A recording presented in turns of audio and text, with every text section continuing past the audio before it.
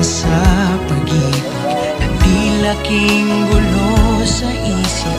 Kailangan mong maging tapat, ganyan kung umiibig. Simpleng buhay ay kay ganda,